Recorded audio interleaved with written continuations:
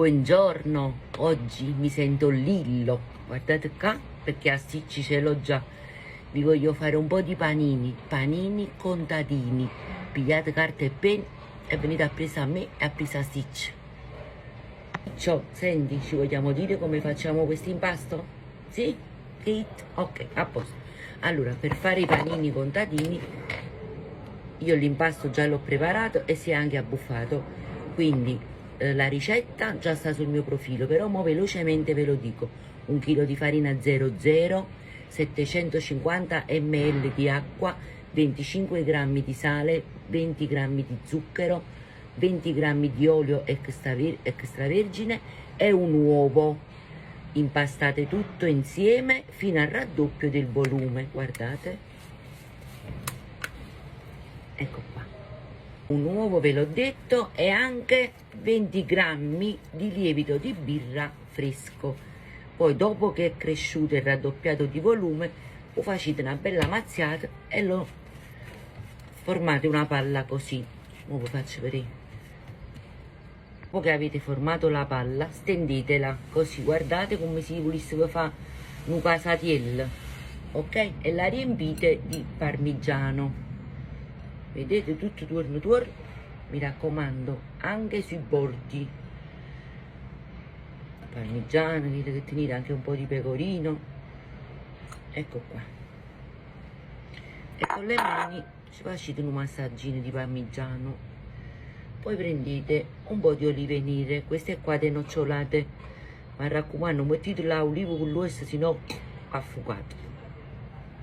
Io ho messo parmigiano, olive, un po' di pomodori secchi e tenevo dei semini di girasole. Vedete? E ci vado a mettere sempre torno. Ecco qua, sentitevi Picasso oggi, sentitevi Van Gogh, sentitevi Monk, insomma facete pure una Luca. Ecco qua, e l'opera è stata completata. Mo lo arravogliamo come se fosse un bello casatiello. Ok? Che lo avete arravogliato, nei lati dateci i pizzichi e basta, non fanno pertoso, così e così. Assicuratevi che siano ben chiusi, ve lo pizzicate torno così, ogni tanto esce una oliva e voi la pizzicate. Ecco qua, ho chiuso tutto, ci mettiamo un po' di olio sopra perché ci dobbiamo conservare un po' le mani. Ecco qua, così. E mo adesso andiamo a fare un massaggino e a formare i piccoli panini che vi ho detto, guardate, così. Ecco qua, sono usciti 5 panini, sono un po' più grandi, possono essere del peso di circa 200 grammi ognuno. Mo ci vado a fare una spruzzatina di olio, ecco qua. E poi ci metto sopra un po' di semini di sesamo, se vi piace, se non vi piace ci mettete. Ecco qua.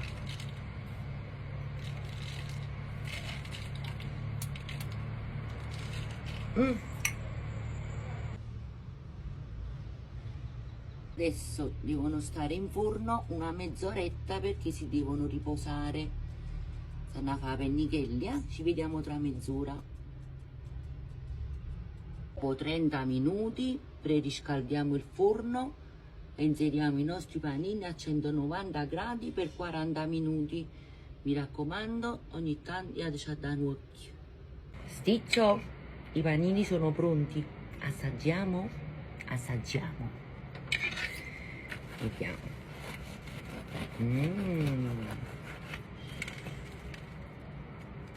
Guardate qua.